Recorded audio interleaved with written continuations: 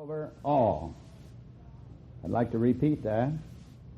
The Lord hath prepared his throne in the heavens, and his kingdom ruleth over all. Now, if you would please turn to the 22nd Psalm, and I'd like to read the 28th verse. Psalm 22, the 28th verse. For the kingdom is the Lord's, and he is a governor among the nations. Most people don't seem to be aware of this, but this week I'm going to give you many, many examples of this, and I'm going to show you that, my friends, this subject, I have been asked by the top men in the Air Force and the Armed Services to know why they were not taught this subject at West Point. And I've said, well, they don't believe the Bible at West Point, so why would they teach this subject? Because this subject comes from the Bible. This subject comes from the Bible. I lectured at Savannah Ordnance during the Vietnam conflict. I shared the platform with the top man in the Air Force. He knew of my Christian convictions and my testimony. He got me aside, and he said, Mr. Kahn, would you mind giving me your theological interpretation of the Vietnam War? I said, well, you asked for it, General. But I said, I can't give it to you unless I explain a theological concept called providential government. Well, he said, explain that, which took about 15 minutes. And then we got into it, and he said to me, for goodness sakes, why wasn't I taught this, or why weren't we taught this at West Point? And I said, because they don't believe the Bible at West Point. Now, my friends, you're going to see, as we get into providential government, 1/6 to 1/7 of your Bible is made up of providential government, and you can't understand that unless you understand providential government. Now, most of us have never made any attempt to really make a real study. Most of us have been reading the Bible to look for some little verse or tidbit to tell us that we're going to be rich or something. You can live like a king's kid or something like that. That gospel is selfishness. That's what it is. That's not the gospel of the Bible. If you've swallowed that thing, you're in the first grade. You don't know it. That's right. Don't you worry about living like a king's kid. You worry about living like the king. And the king didn't have a place to lay his head. The birds of the air had nests, and foxes had holes, and they didn't have where to lay their head. If you want to live like the king, live like that. Nowhere do I read in the Bible that foolish gospel of humanism like that. That's humanism. In case you don't know it, we'll get into that later in the week. Now, please turn your Bibles to the second chapter of the second chapter of Matthew.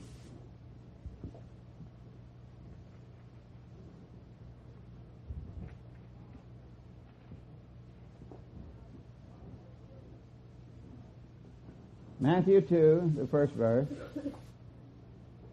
Now when Jesus was born in Bethlehem of Judea in the days of Herod the king, behold, there came wise men from the east to Jerusalem, saying, where is he that is born King of the Jews? For we have seen his star in the east, and have come to worship him.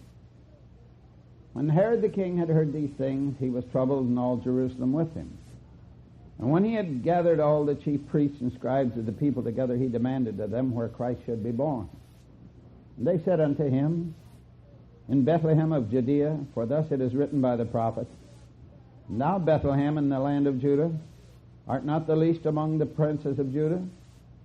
For out of thee shall come a governor that shall rule my people Israel. Some of your translations may say a ruler instead of a governor, but it's the same thing. Now, there isn't anyone that I know with very much brain power that doesn't admit and recognize that this world needs a moral governor. Now, my dear friends, this world has a moral governor, only most people are not aware of it. Now, that moral governor must have some qualifications. I'd like for you to call your attention to what I have on this particular slide. I don't know how you can read it. I can't, but maybe we'll get some owls in the audience here. Now, that governor must have the ability, the competence then he must have the disposition to rule.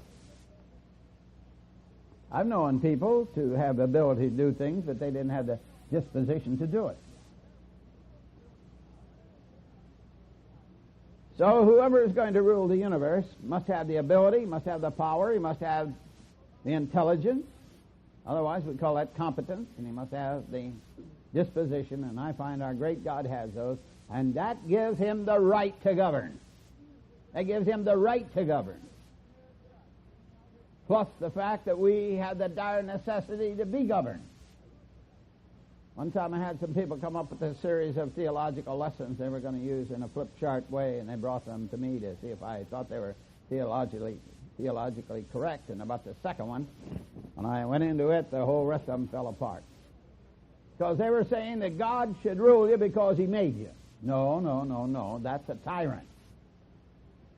God is not a tyrant, my dear friends. If anything God is not, he is not a tyrant.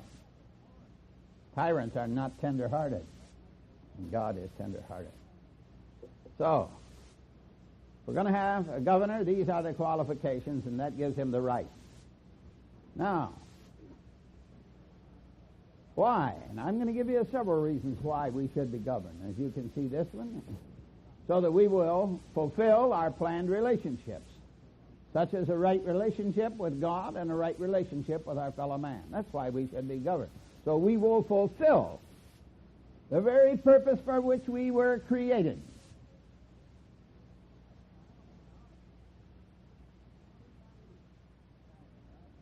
Now let me talk to you just a little bit about creation. I do not believe that God created man to glorify him. If he did, that made him selfish, and he sure got cheated.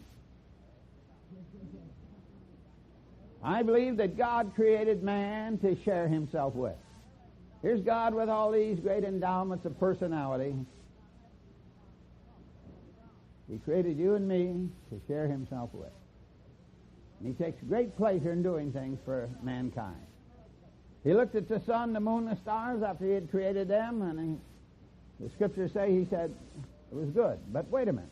The sun, the moon, the stars had a very, very serious limitation. They were just out there obeying the law of cause and effect and could bring no joy whatsoever to the heart of God. It was, insofar as God was concerned, the sun, the moon, the stars was not much more than a great big erector set. And you may design an erector set and have one work and so on and so forth, but it won't do much for your heart. And he looked at all of that and he said, it's good. But it was all being made to do what it was set up to do. No free will in it. You see that? So he said, I'll make man. And I'll put free will in him, and I won't make him so he has to obey me. But I want to share myself with man. Now, I often think of my home where I live in Rockford, Illinois, when I begin to talk about God creating man. Let me show you what I mean by wanting to share himself with man. If you'd come to our house, you'd find my wife is a very, very good interior decorator. She loves good furniture, and someday I'm going to let her buy some.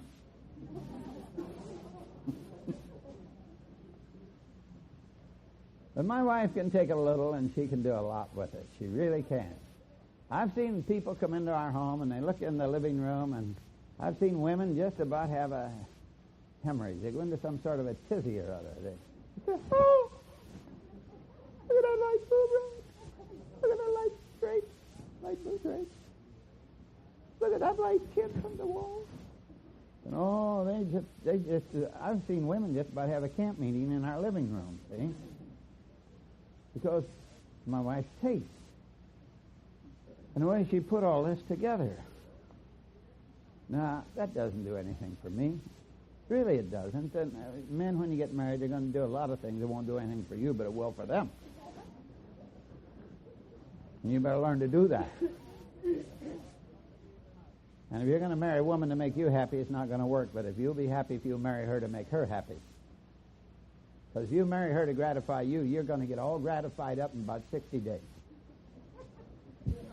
And you'll be looking. And that's why marriages, so many of them fold up nowadays. It's born out of selfishness, marry the other one to gratify them.